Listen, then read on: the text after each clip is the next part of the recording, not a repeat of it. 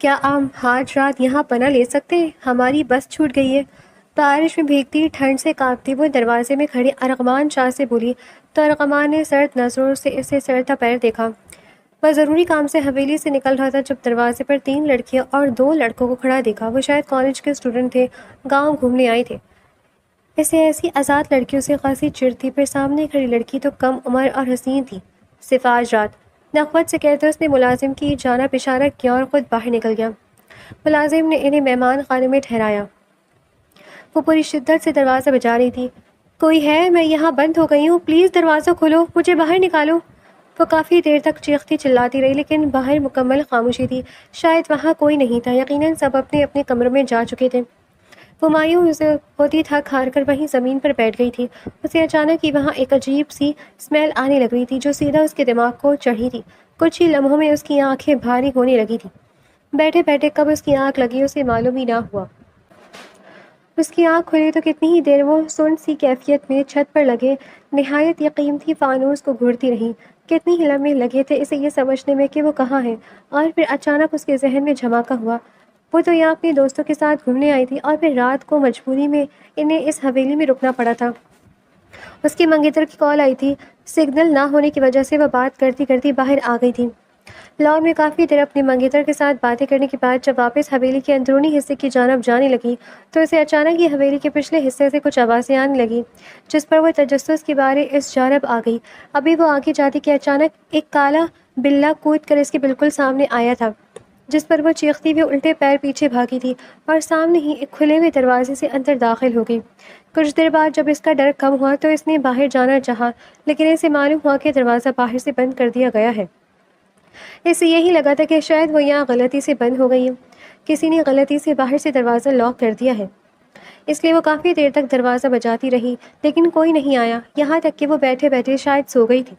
اور اب پتہ نہیں کتنے وقت بعد اس کی آنکھ کھلی تھی تو وہ اس بند گودام نما کمرے کے بجائے ایک عالیشان سے بیڈ روم میں موجود تھی۔ جیسے ہی اسے سب کچھ یاد آیا وہ ایک جھٹکے سے اٹھی جس کے باعث اس کے سر میں درد سے ٹیسیں اٹھنے لگیں۔ ایسا لگ رہا تھا کہ سر بے انتہا بھاری ہو رہا ہو۔ وہ اپنا سر جھٹکتے بیڈ سے اتری تھی لیکن اچانک ہی کھڑے ہونے کے باعث اسے چکر سا آیا تھا۔ وہ دوبارہ سر پکڑے بیٹھ گئی تھی۔ اپنی حالت اسے خود بھی سمجھ نہیں آ رہی تھی۔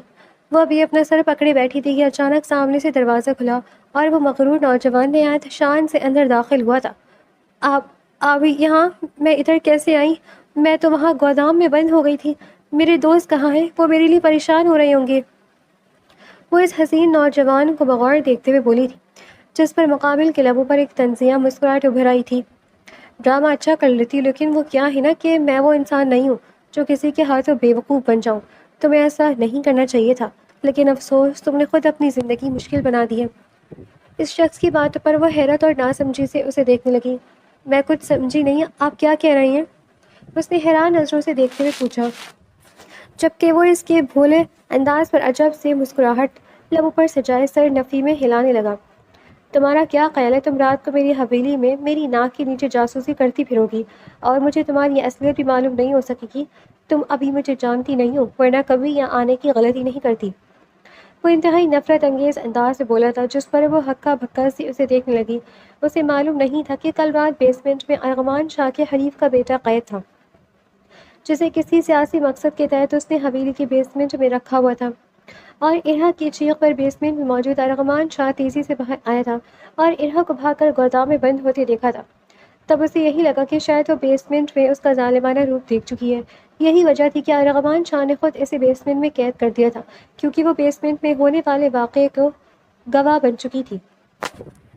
اس نے اسی وقت اس لڑکی کے بارے میں پوری انفارمیشن نکلوائی، اور جب اس سے معلوم ہوا کہ وہ لڑکی ایک نیوز چینل میں کام کرتی ہے تب اس کے شکوک و شبہات مزید بڑھے گئے تھے۔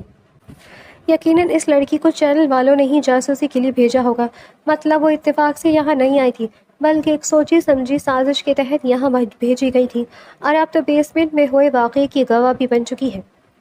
ممکن ہے کہ اس نے کوئی ویڈیو بھی ریکارڈ کی ہو۔ وہ لڑکی اب ارغمان شاہ کے لیے ایک بہت بڑا خطرہ بن چکی تھی۔ اگر وہ کسی طرح کی ویڈیو لیک کرتی تو اس کی پوزیشن کو اچھا خاصا نقصان پہنچنے والا تھا۔ وہ ملک کی ایک نامور سیاسی شخصیت تھا، الیکشن سر پر تھے اور اس کے دشمن ہر طرح سے اسے ہرانے کی کوشش میں مگن تھے، لیکن وہ بھی ارغوان شاہ تھا، اپنے دشمنوں کو خوش ہونے کا ایک موقع بھی نہیں دینا چاہتا تھا۔ اسے اپنی ساکھ صاف بنا کر رکھنی تھی اور اپنی سیٹ اور ریپوٹیشن کو قائم رکھنے کے لیے وہ کسی بھی حد تک جا سکتا تھا۔ اگر وہ لڑکی کوئی عام سی لڑکی ہوتی تو وہ اسے ڈرا دھمکا کر خاموش کروا کے آزاد کر دیتا، لیکن کیونکہ اس کا ایک نیوز چینل کے ساتھ واسطہ تھا، اس لیے اب اسے چھوڑنا اپنے پاؤں پر کلہاڑی مارنے کے مترادف تھا۔ آپ کیا کہہ رہے ہیں؟ مجھے آپ کی کوئی بھی بات سمجھ نہیں آ رہی۔ وہ اپنے چکراتے ہوئے سر کو نظر انداز کرتی بمشکل کھڑی ہوتی اس کے مقابل آئی تھی۔ تمہیں بہت جلد سب کچھ سمجھ آ جائے گی میری جان، فی الحال اتنا جان لو کہ تمہارا منصوبہ ناکام ہو چکا ہے، اور جو کرنے کی کوشش تم نے کی ہے اس کی سزا کے طور پر تم یہاں میری قید میں رہو گی۔ مقابل کی باتیں اس کے سر کے اوپر سے گزر رہی تھی، لیکن اس کی قید والی بات اس کے سر پر بم کی طرح گری تھی۔ اس کا چہرہ غصے کے مارے لال پڑا تھا۔ یہ آپ کیا بکواس کر رہے ہیں؟ ہم نے بس مجبوری کے تحت آپ کی حویلی میں پناہ لی ہے، اس کا مطلب یہ نہیں کہ آپ مجھے یہاں قید کر لیں۔ وہ غصے کی شدت سے چلائی تھی، جس پر مقابل نے ناگواری سے اسے دیکھا اور چند قدم کا فاصلہ سمیٹتا اس کے انتہائی قریب ہوا تھا، جس پر وہ خوفزدہ ہوتی بے اختیار پیچھے ہوئی تھی۔ وہ لمبا چوڑا بھرپور مرد اسے نہ چاہتے ہوئے بھی خوفزدہ کر گیا تھا۔ وہ کوئی ڈرپوک لڑکی نہیں تھی، لیکن وہ اس وقت اس ظالم مرد کے گھر میں اس کی قید میں تھی، اس لیے یہ خوف فطری تھا۔ وہ اس کے ساتھ کچھ بھی کر سکتا تھا، یہ سوچ کر ہی اس کی ریڑھ کی ہڈی میں سنسناہٹ سی ہوئی تھی۔ مجھے بھی یہی غلط فہمی ہوئی تھی کہ تم مجبور لوگ ہو، اس لیے تمہیں اپنی حویلی میں پناہ دی۔ اگر مجھے معلوم ہوتا کہ تم جاسوسی کرنے کے لیے میری حویلی میں گھسی ہو تو کبھی اپنی حویلی کے دروازے تم جیسی لڑکی کے لیے نہ کھولتا۔ وہ غصے سے اسے دیکھتے ہوئے بولا تھا، دیکھیں میری بات سنیں، مجھے لگتا ہے آپ کو کوئی غلط فہمی ہوئی ہے، میں یہاں کوئی جاسوسی کرنے کے لیے نہیں آئی، ہم تو بس یہاں گھومنے آئے تھے اور ہماری بس چھوٹ گئی تھی، اس لیے گاؤں والوں سے آپ کا سن کر ادھر آ گئے۔ اس نے آپ عقل مندی سے مقابل کو قائل کرنا چاہا کہ وہ سمجھ چکی تھی کہ چیخنے چلانے کا کوئی فائدہ نہیں ہے۔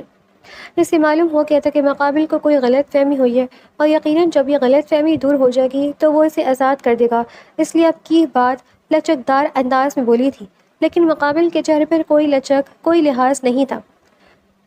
اب یہ بھی کہہ دو کہ تمہارا اس نیوز چینل سے کوئی تعلق نہیں، تم وہاں جاب کرتی نہیں ہو؟ مقابل استحاضیہ بولا تھا، جس پر وہ حیرانگی سے اسے دیکھنے لگی تھی۔ آپ کو کیسے معلوم ہوا کہ میں نیوز چینل کے لیے کام کرتی ہوں؟ اس سے مقابل کھڑے شخص سے خوف آیا تھا۔ تمہیں کیا لگتا ہے میں بیوقوف ہوں؟ مجھے سب معلوم ہو گیا ہے، تم ایک نیوز چینل کے لیے کام کرتی ہو، اور یقیناً یہاں تمہیں اسی چینل والوں نے میرے خلاف ثبوت حاصل کرنے کے لیے بھیجا ہے۔ کل رات کو جاسوسی کر رہی تھی نا تم میری حویلی کی، تاکہ کوئی چٹپٹی سی نیوز حاصل کر کے میڈیا کے سامنے مجھے بدنام کر سکو۔ وہ اس کی جانب جھکتا، اپنی نیلی آنکھیں اس کی سہمی ہوئی آنکھوں میں گاڑے بولا تھا، آپ غلط سمجھ رہے ہیں، وہ تو حویلی کے اندر نیٹ ورک نہیں آ رہا تھا، اسی لیے میں باہر کال سننے آئی تھی، اس سے زیادہ کچھ نہیں۔ ارہا نے ایک بار پھر مقابل کی غلط فہمی دور کرنی چاہی، لیکن مقابل کے سخت تاثرات میں ذرہ برابر بھی بدلاؤ نہیں آیا تھا۔ کل سنتے سنتے ہی تم حویلی کے بیسمنٹ تک پہنچ گئی، کافی اچھا مانا ہے، لیکن مجھے یقین نہیں۔ مقابل نے سپاٹ انداز میں کہا تو وہ روحان سے انداز میں اسے دیکھتی اپنا سر پکڑ گئی۔ یہ وہ کس مصیبت میں پھنس گئی تھی؟ دیکھیے آپ میرے ساتھ ایسا نہیں کر سکتے، آپ مجھے یہاں قید نہیں کر سکتے، میں کوئی لاوارث نہیں ہوں، آپ جانتے ہیں، جبکہ میرا نیوز چینل سے تعلق ہے تو سوچیں میرے غائب ہونے پر آپ کو کس طرح کی مشکلات کا سامنا ہو سکتا ہے۔ یاد رکھیے گا میں آپ کی حویلی سے غائب ہوئی ہوں، اس بات پر میرے دوست اور میرے اپنے خاموش نہیں بیٹھیں گے۔ جب کچھ سمجھ نہیں آیا تو وہ دھمکیوں پر اتر آئی تھی، جس پر ارغوان شاہ پلے فل مسکراہٹ لبوں پر سجائے اسے دیکھنے لگا۔ وہ لڑکی جانتی ہی نہ تھی کہ وہ کس سے دھمکیاں دے رہی تھی۔ کم آن بیبی گرل، تم کسے بیوقوف بنا رہی ہو، خود کو یا مجھے؟ تم خود بھی جانتی ہو تم اس نیوز چینل کی کوئی بہت معروف اور مشہور اینکر پرسن نہیں ہو، تم تو بس ایک معمولی سی اسسٹنٹ ہو جس کی کوئی پہچان تک نہیں۔ ایک معمولی سی اسسٹنٹ کی خاطر چینل مجھ سے پاورفل شخص سے ٹکر لے گا؟ کیا تمہیں واقعی ایسا لگتا ہے؟ میری بات کان کھل کر سن لو ارہا کمال، میری قید سے نکلنا ناممکن ہے، تمہیں یہاں کوئی بچانے نہیں آئے گا، نہ تو تمہاری نیوز چینل والے، نہ تمہارے وہ فضول سے دوست، اور نہ وہ تمہارا 2 ٹکے کا منگیتر۔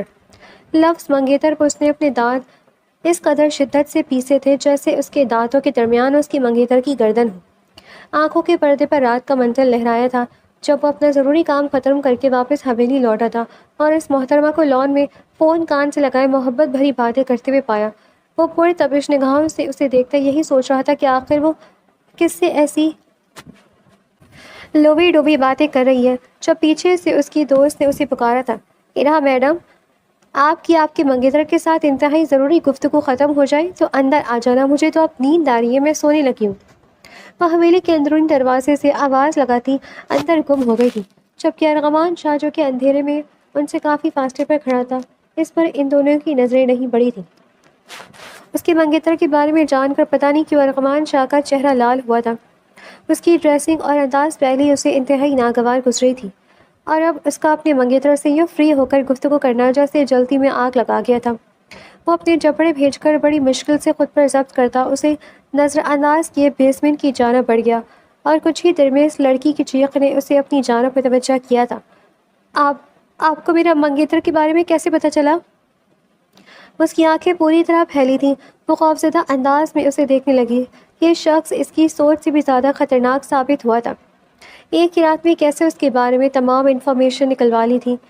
"مجھے تمہاری لائف کے بارے میں سب کچھ پتہ ہے، اور ایک بات یاد رکھنا، جب تک تم میری قید میں ہو تب تک تمہارا وہ معمولی سا منگیتر تمہاری خاک تک بھی نہیں پہنچا سکتا۔ اس لیے اگر مزید میرے غضب کا نشانہ نہیں بننا چاہتی ہو تو وہی کرو جو میں کہتا ہوں۔" اس نے اپنی سرد نگاہوں سے اس حسین لڑکی کو گھورتے ہوئے دھمکی دی تھی، اور پھر اس کی کوئی بھی بات سنے بغیر وہ وہاں سے نکلتا چلا گیا تھا۔ دروازہ بند ہونے کی آواز پر وہ جو مقابل کے خوف کے زیر اثر بیٹھی تھی، ہوش میں آتے ہی تیزی سے دروازے کی جانب بھاگ گئی تھی، جسے مقابل نے یقیناً باہر سے بند کر دیا تھا۔ "اٹھو لڑکی، اٹھ کر یہ ڈریس پہنو اور تیار ہو جاؤ، کچھ ہی دیر میں ہمارا نکاح ہے۔" اسے یہاں آئے ایک ہفتہ ہو گیا تھا، اور اس ایک ہفتے میں وہ اس چھوٹے سے کمرے میں قید ہو کر رہ گئی تھی۔ ایک ملازمہ خاموشی سے اسے 3 وقت کا کھانا کمرے میں ہی پہنچا دیتی تھی۔ وہ شخص اس دن کے بعد اس کے سامنے نہیں آیا تھا۔ وہ اکثر غصے سے جھنجھلا کر دروازہ پیٹتے ہوئے روتی رہتی تھی، چیختی رہتی تھی، لیکن یہاں جیسے کوئی سننے والا ہی نہیں تھا۔ اس ملازمہ کی بھی اس نے کتنی منتیں کی تھی کہ اسے یہاں سے جانے دو، وہ ایک بار اس کے مالک سے بات کرنا چاہتی ہے، اسے کوئی غلط فہمی ہوئی ہے۔ لیکن وہ ملازمہ ایک روبوٹ کی مانند آتی اور بس کھانا اس کے سامنے رکھ کر چلی جاتی۔ اس کی منت و ترلوں کو جیسے اس ملازمہ پر کوئی اثر ہی نہیں ہوتا تھا۔ اب تو وہ رو رو کر بھی تھک گئی تھی۔ ایک ہفتہ ہو گیا تھا اسے اس عالیشان سے کمرے میں قید ہوئے، اور ایسا لگ رہا تھا کہ وہ اپنی زندگی سے تنگ آ گئی ہو۔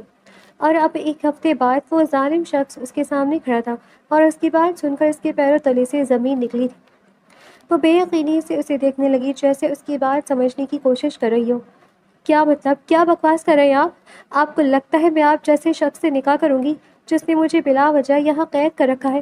کبھی مر کر بھی نہیں، اور ویسے بھی میں کسی اور سے محبت کرتی ہوں، اس کے سوا کسی سے شادی نہیں کروں گی۔" وہ نہایت غصے سے اس ظالم شخص کو دیکھتے ہوئے قطعی انداز میں بولی تھی، جس پر مقابل کے سرد تاثرات مزید سخت ہوئے تھے۔ اس کی بات پتہ نہیں کیوں زہر کی مانند دل میں پیوست ہوئی تھی، لیکن ضبط سے مٹھیاں بھیجتے بے تاثر نظروں سے اسے دیکھے گیا۔ "دیکھو لڑکی، میں یہاں تمہاری محبت کی داستانیں سننے کے لیے نہیں آیا، صاف اور سیدھے انداز میں بتا رہا ہوں، تمہارے پاس 2 راستے ہیں، یا تو یہ کہ تمہیں اور تمہارے اس گھٹیا منگیتر کو مار کر یہیں کہیں دفنا دوں گا اور یہ تمام معاملہ ہی یہیں دب جائے، یا پھر دوسرا یہ کہ تم مجھ سے نکاح کر لو، اس کے بدلے تمہارا منگیتر بچ جائے گا اور تم بھی زندہ رہو گی، لیکن تمہیں پورے میڈیا کے سامنے یہ بیان دینا ہوگا کہ تم نے اپنی مرضی سے مجھ سے شادی کی ہے اور تم خود یہاں اپنی مرضی سے میرے پاس رکی ہوئی ہو۔ اگر یہ سب منظور نہیں ہے تو دوسرا آپشن موجود ہے، جو کہ میرے لیے زیادہ مشکل نہیں ہے، لیکن میں خواہ کسی کا خون نہیں کرنا چاہتا، اس لیے تمہیں ایک موقع دے رہا ہوں، فیصلہ تمہارا ہے۔ کچھ دیر میں بیوٹیشن آ رہی ہے، یا تو یہ ڈریس پہن کر تیار ہو جاؤ مجھ سے نکاح کرنے کے لیے، یا پھر اپنی اور اپنی منگیتر کی موت کا انتظار کرو، کیونکہ اگر کچھ دیر بعد تم دلہن بن کر اس کمرے سے نہیں نکلی تو اس کے بعد تمہارے منگیتر کو تمہاری آنکھوں کے سامنے ماروں گا اور پھر تمہیں بھی ختم کر دوں گا۔ ایسی خطرناک باتیں کہتے ہوئے اس کے لہجے میں نہ تو کوئی لچک تھی اور نہ ہی آنکھوں میں کوئی تاثر جس پر اسے لگا کہ اس کی جان نکل جائے گی۔ وہ سفید پڑتے چہرے کے ساتھ اس ساری نوجوان کو دیکھنے لگی۔ جو شخص اسے پورا 1 ہفتہ قید رکھ سکتا تھا وہ کچھ بھی کر سکتا تھا۔ اسے یقین تھا جو وہ کہہ رہا ہے وہ کر گزرے گا، وہ واقعی قاتل کر سکتا ہے۔ وہ کتنی لمحے خوف سے سن کیفیت میں وہیں بیٹھی رہی، اور تبھی باہر کھٹکنے کی آواز پر وہ خوفزدہ ہوتی تیزی سے اٹھی اور سامنے پڑے ڈریس کو دیکھے بغیر اسے اٹھائے سامنے واش روم میں بند ہو گئی۔ وہ بھی اتنی بہادر نہیں تھی کہ موت کو گلے لگا لی تھی، اسے تو اس شخص کی بات ماننی ہی تھی۔ وہ دلہن بنی بے تاثر چہرے کے ساتھ اس کے سامنے بیٹھی تھی، انتہائی قیمتی برائڈل ڈریس میں بیش قیمتی زیورات کے ساتھ ہلکے پھلکے سے میک اپ نے اسے بڑی قاتلانہ سی لک دے دی تھی۔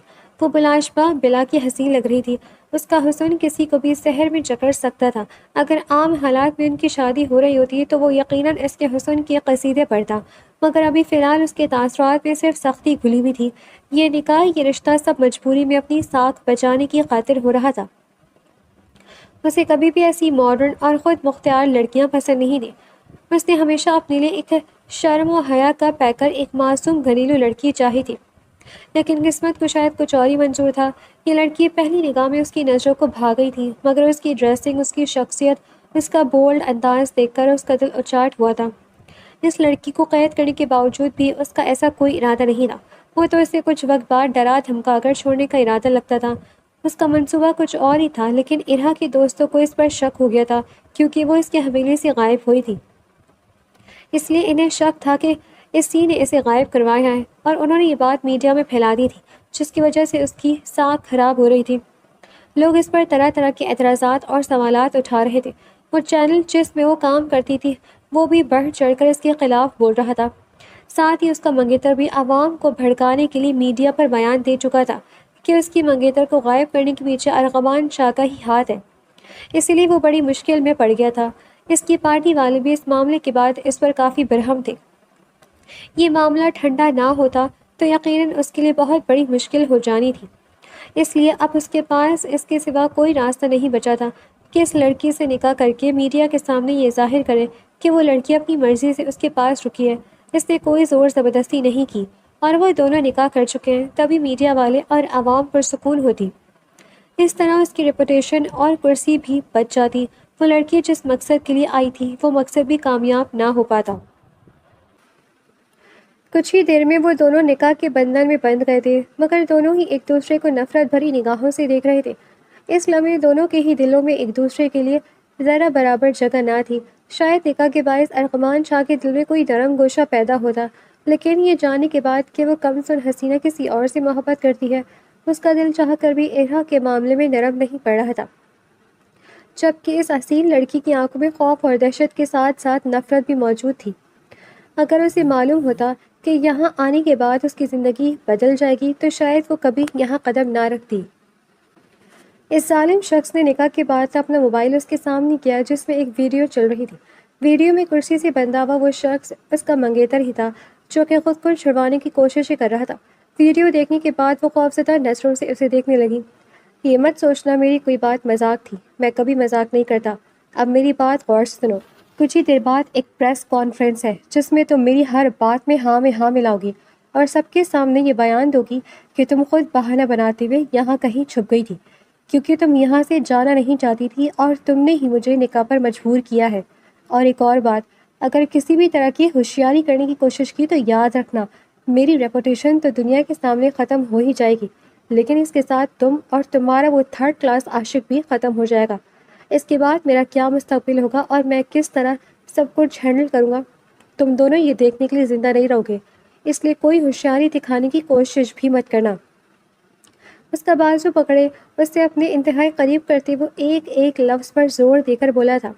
مقابل کا خوف اس کی رگ رگ میں اترا تھا۔ وہ تیزی سے اسبات میں سر ہلا گئی۔ کچھ ہی گھنٹوں میں وہ اس کی سنگت میں حویلی کے وسیع اور عریض لان میں آئی تھی، جہاں میڈیا کے مختلف نمائندے موجود تھے، اور پھر اس شخص کے خوف کے زیر اثر اس کی زبان سے وہی الفاظ نکلے تھے جو وہ شخص چاہتا تھا۔ وہ چاہ کر بھی کوئی اور بات اپنے منہ سے نہیں نکال پائی تھی۔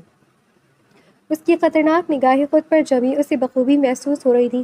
پریس کانفرنس کے ختم ہوتے ہی وہ اس کا بازو پکڑے پورے حق سے اسے ساتھ لیے حویلی میں داخل ہو گیا۔ وہ نہ چاہتے ہوئے بھی سر جھکائے اس کے ساتھ چلنے پر مجبور تھی۔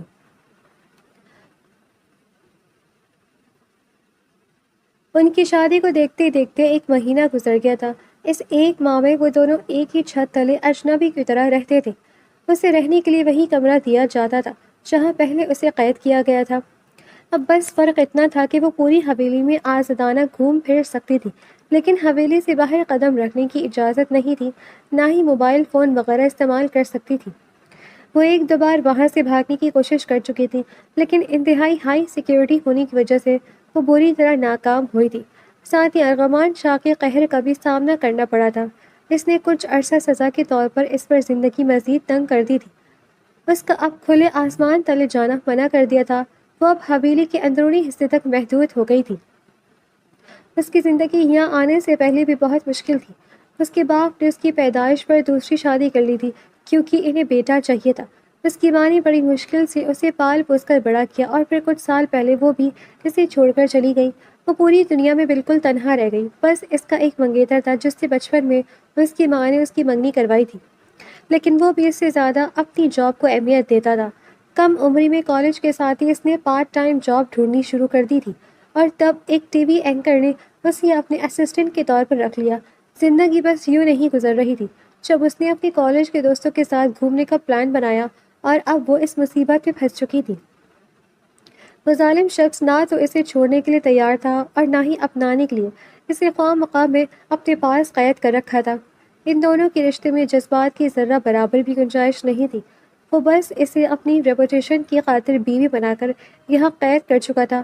اب اسے الہ کے وجود سے جیسے کوئی سروکار ہی نہیں تھا۔ اس شخص کے ہی حکم پر وہ نہ چاہتے ہوئے بھی کھانا اس کے ساتھ ڈائننگ ٹیبل پر کھاتی تھی، لیکن کھانے کے دوران بھی دونوں کے درمیان طویل خاموشی کا راج ہوتا تھا۔ وہ مغرور نوجوان تو اس کی جانب دیکھنا تک گوارا نہیں کرتا تھا اور وہ بھی بس بے دلی سے اپنے ہی خیالوں میں گم بیٹھی رہتی تھی۔ جو بھی تھا ایسی زندگی، ایسے ہم سفر خواب تو اس نے کبھی نہیں دیکھا تھا۔ اس سے تو اس کا منگیتر ہی اچھا تھا جو کہ کم از کم اس کے لیے ٹائم نکال کر 2 منٹ بات تو کر لیا کرتا تھا۔ یہاں تو ایسا لگتا تھا کہ کسی روبوٹ سے شادی ہو گئی ہے۔ اس شخص نے اسے اغوا کیا تھا، یہ ایک زبردستی کی شادی تھی، لیکن اس کے باوجود پری نکاح کے بعد مقابل کا یوں خود سے لاپرواہ رہنا اس نازک سی لڑکی کو بڑا چبھتا تھا۔ جیسے ہی حالات میں جس طرح بھی صحیح، لیکن ان دونوں کا نکاح ہوا تھا۔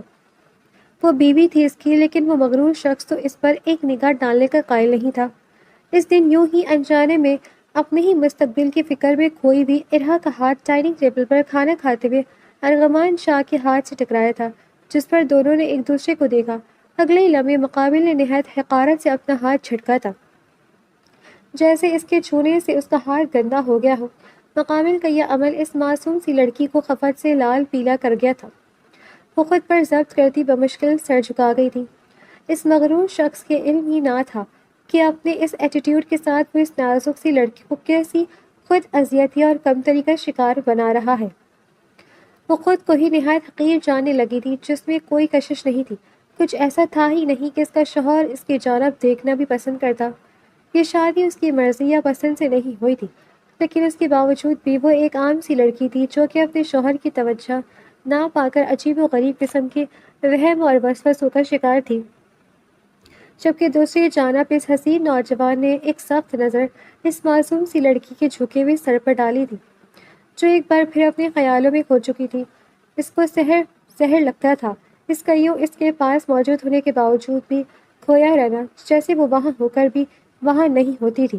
وہ اپنے ہی خیالوں میں کسی اور ہی دنیا میں کھوئی بھی ہوتی تھی۔ پورے دن میں بس 3 بار ڈائننگ ٹیبل پر ہی ان دونوں کا سامنا ہوتا تھا، اور اس دوران بھی وہ لڑکی گمسم سی کسی کے خیالوں میں کھوئی بھی رہتی تھی، اور وہ اچھے سے جانتا تھا کہ وہ اپنی منگیترا کے خیالوں میں کھوئی رہتی ہے، اور یہ احساس ہی مقابل کو آگ لگا دیتا تھا۔ جیسے بھی تھا، جو بھی تھا، وہ اب اس کی عزت تھی اور اس کی بیوی تھی۔ اس کے نکاح میں ہوتے ہوئے وہ کسی اور مرد کے بارے میں سوچتی، یہ برداشت کرنا اس کی ذات پر بڑا بھاری تھا۔ وہ جل کر راکھ ہو جاتا تھا جب جب یہ خیال اس کے ذہن میں آتا تھا کہ وہ آج بھی اپنے منگیتر سے محبت کرتی ہے، آج بھی اس کے نکاح میں ہوتے ہوئے بھی اس کے خیالوں میں ہر وقت کھوئی رہتی ہے۔ ایسا نہیں کہ اس نے کبھی اس لڑکی کی جانب بڑھنے کی کوشش نہیں کی، یا اس لڑکی کی کشش نے کبھی اسے اس کی جانب کھینچا نہیں۔ اس کی معصومیت، اس کا حسن ایسا تھا کہ خود پر قابو رکھ پانا ہی ناممکن تھا۔ پھر وہ تو اس کا شوہر تھا، کیسے ممکن تھا اس کی جانب متوجہ نہ ہوتا؟ لیکن ان کے درمیان ایک دیوار حائل تھی، اور وہ دیوار اس کا وہ گھٹیا منگیتر تھا۔ ارغمان شاہ بھول ہی نہیں پا رہا تھا کیسے وہ محبت سے اپنی منگیتر سے مخاطب تھی۔ کیسے نکاح سے پہلے اس نے محبت کا اظہار کیا تھا۔ وہ اس کا شوہر تھا، اس کے باوجود اس کی جانب دیکھنا بھی پسند نہیں کرتی تھی، اور اب بھی وہ جب اسے دیکھتا، جب اس کی جانب بڑھنے کی کوشش کرتا، تو وہ اپنے آپ میں ہی گم نظر آتی، جس پر وہ غصے سے ضبط کرتا، اپنے قول میں واپس سمٹ جاتا تھا۔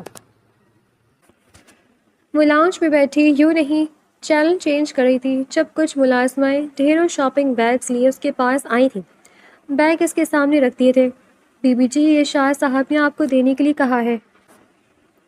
ملازمہ کی بات پر اس نے خاموشی سے سر ہلایا، اور وہ ملازمہ وہاں سے کچن کی طرف بڑھ گئی، جبکہ اس نے ریموٹ ٹیبل پر پٹکتے ہوئے ایک اچڑتی سی نگاہ شاپنگ بیگز پر ڈالی تھی جو اس کے ارد گرد رکھے ہوئے تھے۔ یہ سب دیکھ کر بھی دل خوش نہیں ہوا تھا۔ اب تو اس کی آزادی چھین گئی تھی۔ وہ جو خود کما کر اپنی مرضی کی چیزیں خریدنے کی عادی تھی، اب بس اس عالیشان سی حویلی میں قید ہو کر رہ گئی تھی۔ اوپر سے وہ شخص جو کچھ لے کر دیتا تھا، وہ بھی ایسے جیسے اس کی ذات پر ہی کوئی احسان کر رہا ہو۔ وہ جانتی تھی کہ بس مجبوری میں یہ رشتہ نبھا رہا ہے، ورنہ وہ اتنی توفیق کرنا بھی ضروری نہیں سمجھتا کہ اگر اس کے لیے کچھ لایا ہی ہے تو خود آ کر سامنے سے اسے دے دیتا۔ اس کا دل ایک دم ان سب چیزوں سے اچاٹ ہو گیا تھا۔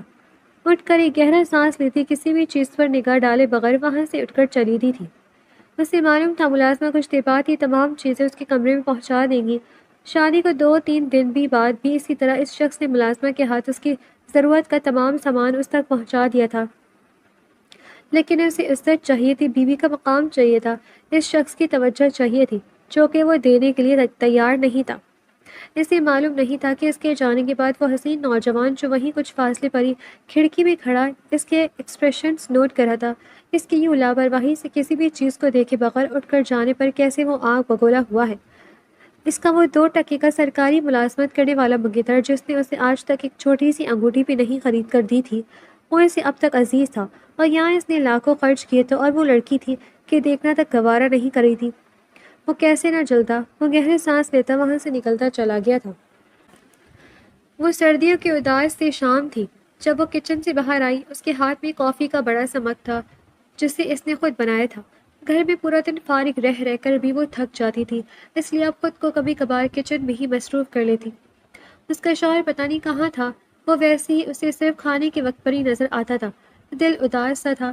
وہ کتنی ہی بار اس شخص سے بات کر چکی تھی کہ وہ اسے کب چھوڑے گا، اسے کب تک یہاں قید رکھنا پڑے گا، کیونکہ یہ تو وہ سمجھ چکی تھی کہ وہ اسے کبھی اپنا نہیں سکتا، اسے کبھی بیوی کی حیثیت نہیں دے سکتا، تو پھر وہ کیسے یہاں اس کی قید میں خوش رہ سکتی تھی جب ان کے رشتے میں کوئی گنجائش ہی نہیں تھی۔ جس پر مقابل کبھی تو اس کی بات کو یوں نظر انداز کر دیتا جیسے سنا ہی نہ ہو، اور کبھی غصے سے بھڑک جاتا کہ اسے بھی کوئی شوق نہیں ہے اسے بیوی بنا کر اپنی حویلی میں رکھنے کا، وہ بھی مجبوراً اسے جھیل رہا ہے۔ اور مقابل کے جملے اس معصوم سی لڑکی کا دل چھلنی کر دیتے تھے۔ وہ اپنے ہی دھیان میں چل رہی تھی جب اچانک اس کا پاؤں وہیں لاؤنج میں ہی رکھے ایک سائڈ ٹیبل سے ٹکرایا تھا، اور اس کے اوپر پڑا انتہائی قیمتی شیشے کا ڈیکوریشن پیس اس کے پاؤں کے اوپر آ کر ٹوٹا تھا۔ اس بوکھلاہٹ میں اس کے ہاتھ سے کافی کا کپ چھوٹ کر زمین پر گرا تھا، اور اس کی دردناک چیخ پوری حویلی میں گونجی تھی۔ اس کا پاؤں بری طرح زخمی ہوا تھا، اور وہ وہیں پاؤں پکڑے بیٹھ گئی تھی، اس بات سے بے نیاز کہ اس کے ارد گرد اس ٹوٹے ہوئے ڈیکوریشن پیس کے ٹکڑے بکھرے ہوئے تھے جو کہ اسے مزید نقصان پہنچا سکتے تھے۔ تبھی وہ حسین نوجوان پتہ نہیں کہاں سے نکل کر آیا تھا، اور تیزی سے اس کی جانب بڑھتا اسے اپنی گود میں اٹھا گیا تھا۔ وہ جو درد کے مارے روتی ہوئی بے حال ہو رہی تھی، مقابل کے اس عمل پر ایک لمحے کو چونکی۔ اس حالت میں بھی مقابل کی اس حرکت پر وہ بلش کرنے لگی تھی۔ وہ اسے سیدھا اپنے بیڈ روم میں لے آیا تھا، اسے صوفے پہ بٹھاتے وقت تیزی سے کہیں سے میڈیکل باکس لے کر آیا۔ تمہارا دھیان کہاں ہوتا ہے؟ کبھی اپنی سوچو کہ جہاں سے نکل بھی آیا کرو، اس سے باہر بھی ایک دنیا ہے، اگر زیادہ گہری چوٹ لگ جاتی تو پھر کیا ہوتا ہے بیوقوف لڑکی۔ وہ ساتھ ساتھ اس کا زخم صاف کر رہا تھا اور ساتھ ہی ساتھ غصے سے بڑبڑا بھی رہا تھا، جبکہ وہ حیرت سے اس کا یہ عجیب روپ دیکھ رہی تھی۔ اس کے لہجے اور انداز میں اس کے لیے الگ ہی فکر ظاہر ہو رہی تھی، جیسے اس نے آج سے پہلے کبھی محسوس نہیں کی تھی۔ کیا وہ اس کی پرواہ کر رہا تھا؟ وہ بنا پل کے جھپکائے اسے دیکھے گئی۔ اس کی فکر میں بڑبڑا تھا، نہایت ہی احتیاط اور توجہ کے ساتھ اس کا زخم صاف کر کے پٹی کرتا ہوا وہ حسین نوجوان اس لمحے جیسے ارہا کے دل میں اترا تھا۔ دل کو بے اختیار ہی وہ بڑا پیارا لگا تھا۔ یہی تو توجہ اور محبت تھی جس کے لیے وہ برسوں سے ترس رہی تھی۔ اس لمحے سے کچھ یاد نہیں رہا تھا، اس شخص کا زبردستی کا نکاح کرنا، ان دونوں کا رشتہ، اس شخص کا رویہ۔ اس لمحے وہ بس ایک عام سی معصوم سی لڑکی تھی جو کہ اپنے شوہر کی ذرا سی توجہ پر کھل اٹھی تھی۔ اس کی بینڈیج کرتے ہوئے اس نے بے اختیار اسے دیکھا تھا۔ آج پہلی بار وہ اپنی خیالات کی دنیا سے نکل کر پوری طرح اس کی جانب متوجہ تھی۔ یہ خیال ہی مقابل کے دل کو دھڑکا گیا تھا۔ کیا وہ اپنے منگیتروں کو بھول گئی تھی؟ کیا اس نے اس رشتے کو قبول کر لیا تھا؟ وہ خوش فہمیوں کا شکار ہو رہا تھا۔ ایک نظر اس پر ڈالتے اس نے میڈیکل باکس اٹھا کر سائڈ ٹیبل پہ رکھا تھا، جبکہ وہ اس کی نظروں کے سامنے سے ہٹتے ہی جیسے کسی سحر سے نکلی ہو، اور ایک دمی اس شخص کا سابقہ رویہ یاد آیا تھا، اپنے رشتے کی اصلیت یاد آئی تھی، اور وہ ایک بار پھر دل برداشتہ ہوتی سر جھکا کر وہاں سے اٹھنے لگی تھی۔ رکو، کیا کر رہی ہو بیوقوف لڑکی؟ دیکھا نہیں کتنی بری طرح سے پاؤں زخمی ہوا ہے؟ اس زخم کے ساتھ کہاں جانا ہے تمہیں؟ وہ فکر مندی سے اس کی جانب بڑھتا ذرا غصے سے بولا، وہی جانے جو میرا اصل مقام ہے، اپنے کمرے میں، یہ میرا کمرہ نہیں ہے۔ اس نے ذرا خفگی سے جتاتے ہوئے کہا تھا، تاکہ اس شخص کو احساس ہو کہ اس کی بیوی ہونے کے باوجود بھی اس نے کبھی یہ حق نہیں دیا کہ وہ اس کے کمرے میں اس کے ساتھ رہ سکے۔ لیکن یہاں مقابل الگ ہی غلط فہمی کا شکار ہو گیا تھا۔ اسے لگا کہ وہ اس کے ساتھ رہنا ہی نہیں چاہتی۔ اس کی خوش فہمیوں کا محل یکدم دھڑام سے زمین بوس ہوا تھا، چہرے کے تاثرات پھر سرد ہو گئے تھے۔ جب تک تمہارا پاؤں ٹھیک نہیں ہو جاتا تب تک تم یہی رہو گی، کہیں جانے کی ضرورت نہیں ہے۔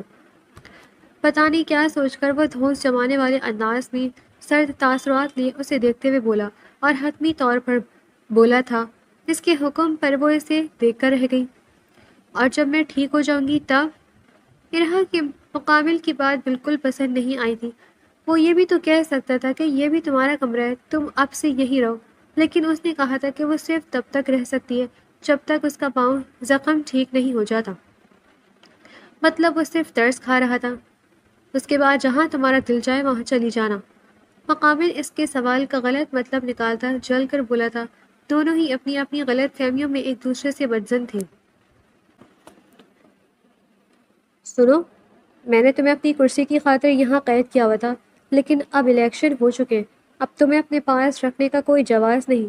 تم جانا چاہتی ہو تو جا سکتی ہو، میری طرف سے تم آزاد ہو، لیکن اگر میرے خلاف کوئی کارروائی کرنے کی کوشش کی تو بس اتنا یاد رکھنا کہ میں اب منسٹر اور تمہارے لیے حد سے زیادہ خطرناک ثابت ہو سکتا ہوں۔ اور باقی اب میری طرف سے تم پر کوئی قید نہیں ہے۔ ان کی شادی کو 3 مہینے گزر گئے تھے، اسے الیکشن جیتے ہوئے بھی پورا 1 مہینہ ہو گیا تھا، لیکن وہ چاہ کر بھی اسے آزاد نہیں کر پا رہا تھا۔ شاید اس کا دل اس پر آمادہ نہیں تھا۔ پھر دل کو امید تھی ہو سکتا ہے اس لڑکی کا دل بدل جائے، لیکن اب وہ تھک گیا تھا، سمجھ چکا تھا کہ اس کے ساتھ یہ رشتہ سوائے اذیت اور تکلیف کے کچھ نہیں ہے۔ وہ لڑکی کبھی اس کے لیے نہیں بدل سکتی تھی، وہ اس شخص کو اس کے دل سے نہیں نکال سکتا تھا، اور وہ ساری عمر یوں ہی اسے دیکھ دیکھ کر سلک نہیں سکتا تھا۔ جب وہ اس کی نہیں ہونا چاہتی تو کیوں زبردستی اسے خود سے باندھ کر رکھتے؟ اب جب معاملہ ٹھنڈا ہو گیا تھا، خطرہ ٹل گیا تھا، تو اسے چھوڑ دینا ہی بہتر تھا۔ وہ الگ بات ہے کہ اسے چھوڑنے کا سوچ کر ہی دل بھاری ہو رہا تھا۔ ایسا لگ رہا تھا کہ اپنے وجود کا کوئی انتہائی قیمتی حصہ خود سے الگ کر رہا ہو، جبکہ ارہا کی حالت ایسی تھی جیسے کاٹو تو بدن میں لہو نہیں۔ اس شخص سے الگ ہونے کا خیالی سہانی روح تھا۔ وہ کیسے اس شخص کو چھوڑ دیتی جو کہ اس کے دل میں بسنے لگا تھا؟ وہ محبت کرنے لگی تھی اس ظالم سنگ دل انسان سے، اور وہ تھا کہ اپنا مطلب پورا ہونے کے بعد اب اسے اپنے گھر، اپنی زندگی سے نکالنے کے لیے تیار کھڑا تھا۔ آپ بہت برے ہیں، بہت ظالم ہیں، میں کبھی آپ کو معاف نہیں کروں گی۔ آپ نے اپنے مطلب کے لیے نکاح جیسے پاکیزہ رشتے کا مذاق اڑایا، میری حق تلفی کی ہے۔ کیا ان 3 مہینوں میں ایک بار بھی آپ کا دل میرے لیے نہیں پگھلا؟ اتنی بھی بری نہیں تھی؟ پتہ نہیں کہاں سے اس میں ہمت آئی تھی، اور وہ اسے دیکھتے ہوئے پھٹ پڑی تھی۔ اس شخص کے خوف کے باعث کبھی اس کی آواز اونچی نہیں ہوئی تھی، لیکن اب جب وہ اسے چھوڑ رہا تھا تو لگتا تھا کہ جان نکل رہی ہو۔ اس لڑکی کی اس لیے پہلی بار وہ اس کے سامنے اونچی آواز میں چیخی تھی، جبکہ مقابل حیرت سے اسے دیکھنے لگا۔ میں نے مذاق اڑایا اس رشتے کا، وہ تو ہو اور وہ تم ہو جس نے کبھی اس رشتے کو قبول نہیں کیا، نہ ہی مجھے کبھی شوہر مانا ہے۔ تمہارے دل میں آج بھی تمہارا منگیتر ہے۔ جب تم میرے ساتھ رہنا ہی نہیں چاہتی تو کیسے تمہیں زبردستی اپنے ساتھ باندھ کے رکھوں؟ میں تھک چکا ہوں اب۔ وہ بھی دو بدو بولا تھا جبکہ وہ آنکھیں پھاڑے اسے دیکھ رہی تھی۔ آپ اس سب کا الزام میرے سر پر نہیں ڈال سکتے۔ آپ نے یہ رشتہ زبردستی اپنی کرسی اور الیکشن کی خاطر جوڑا تھا، اور اب جب آپ کا مطلب پورا ہو گیا تو پھر مجھے اپنی زندگی سے نکال رہی ہیں۔ وہ آپ ہے جس نے مجھے بیوی کا درجہ نہیں دیا کبھی بھی، کیونکہ میں آپ کے معیار پر پوری نہیں اترتی۔ ایک عام سی غریب سی لڑکی ہوں نا۔ آپ نے تو اپنے لیے کسی امیر ذاتی کے خواب دیکھے ہوں گے جو آپ کی معیار اور سٹیٹس پر پوری اترتی ہو، اس لیے تو کبھی میری جانب دیکھنا بھی گوارا نہیں کیا۔ وہ غصے سے بھڑک کر بول رہی تھی۔ یہ شخص سب کچھ کر کے اب الزام اس کے سر پر نہیں ڈال سکتا تھا۔ کیا الفول بول رہی ہو؟ وہ تم ہی تھی جو ہر وقت اپنے منگیتر کے خیالوں میں کھوئی رہتی تھی، میرے نکاح میں ہونے کے باوجود بھی۔ تم کبھی اسے بھول نہیں پائی۔ یاد نہیں مجھ سے نکاح سے انکار یہی کہہ کر کیا تھا کہ کسی اور سے محبت کرتی ہوں، اور اب تم ہی تو مجھ سے اور اس رشتے سے آزادی چاہتی تھی۔ یہ تمہاری ہی خواہش ہے جو میں پوری کر رہا ہوں۔ وہ غم و غصے سے لال ہوتی آنکھوں کے ساتھ اسے دیکھتے ہوئے بولا، میرا منگیتر اس سب میں کہاں سے آ گیا؟ اس کا یہاں کیا ذکر؟ وہ میرا ماضی تھا، اور وہ محبت کا ذکر اس لیے کیا کہ شاید اس وقت نکاح سے بچ جاؤں۔ ہاں میں ہی کہتی تھی کہ مجھے آزاد کر دیں، کیونکہ آپ نے مجھے ایک قیدی کی طرح رکھا ہوا تھا، نہ مجھے اپنا رہے تھے نہ چھوڑ رہے تھے۔ آپ کے سرد رویے اور اگنورنس نے مجھے ذہنی مریض بنا دیا ہے۔ ہر وقت بس پاگلوں کی طرح یہی سوچتی رہتی ہوں کہ آخر کیا کمی ہے مجھ میں جو میرا شوہر دیکھتا ہی نہیں ہے مجھے۔ اپنا آپ انتہائی کمتر اور حقیر لگتا ہے۔ میں بھی ایک انسان عام سی لڑکی ہوں جو اپنے ہمسفر کی توجہ، اس کی محبت چاہتی ہے، جو ایک نارمل لائف گزارنے کی خواہش رکھتی ہے۔ وہ اب کی بار کہتے کہتے رو پڑی تھی جبکہ مقابل حق تک وہ اسے دیکھ رہا تھا۔ تو تم محبت نہیں کرتی اپنے منگیتر سے؟ تم نے کبھی سوچا بھی نہیں اس بارے میں شادی کے بعد؟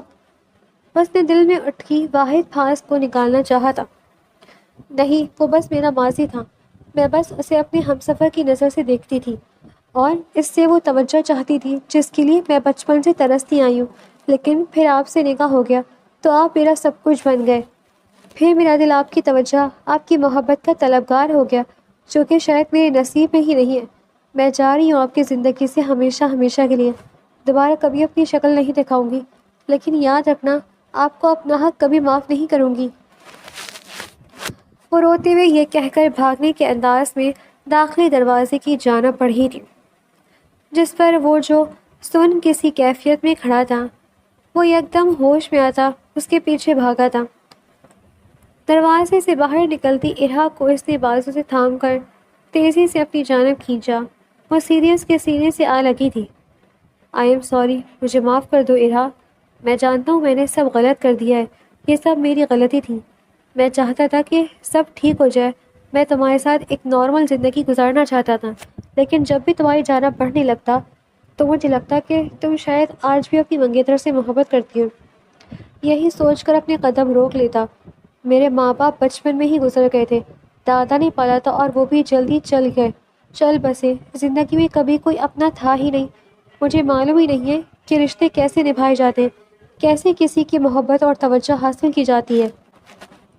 میں تمہیں ہی اپنی بیوی کی حیثیت سے اپنے ساتھ چاہتا تھا، آج بھی چاہتا ہوں، لیکن تمہارا بار بار آزادی کا کہنا، تمہارا ہر وقت مجھ سے لاپرواہ کھویا ہوا انداز مجھے غلط فہمیوں میں مبتلا کر گیا تھا۔ پلیز مجھے ایک موقع اور دے دو۔ میں واقعی تمہارا ساتھ چاہتا ہوں، تبھی تو الیکشن ختم ہونے کے باوجود بھی تمہیں چھوڑ کر نہیں پا رہا۔ اب بھی بس تمہاری خوشی کی خاطر یہ فیصلہ لیا تھا، ورنہ اس دل پر جو گزر رہی ہے وہ بس میں ہی جانتا ہوں۔ پلیز مجھے معاف کر کے ایک آخری موقع دے دو۔ دوبارہ کبھی شکایت کا موقع نہیں دوں گا۔ پلیز سب بھول کر ایک نئی شروعات کرتے ہیں۔ وہ اسے اپنے سینے سے لگائے محبت بھرے انداز میں منت کر رہا تھا۔ ارہا کچھ لمحے تو بے یقینی سے اسے دیکھتی رہی، جیسے اس پر یقین کرنے کی کوشش کر رہی ہو، اور اگلے لمحے آنکھوں میں نمی بھری چمک لیے اسبات میں سر ہلا کر اس کے کشادہ سینے پر سر ٹکا گئی۔ مقابل کی باتوں نے جیسے عرصے کا بوجھ ہلکا کر دیا ہو۔ وہ شخص جو اس کی محبت تھا، وہ اس کا ساتھ چاہتا تھا، اسے اور کیا چاہیے تھا؟ ارغمان شاہ نے اس کے مان جانے پر آسودگی سے آنکھیں موندے اس کے بالوں پر ہولے سے لب رکھے تھے۔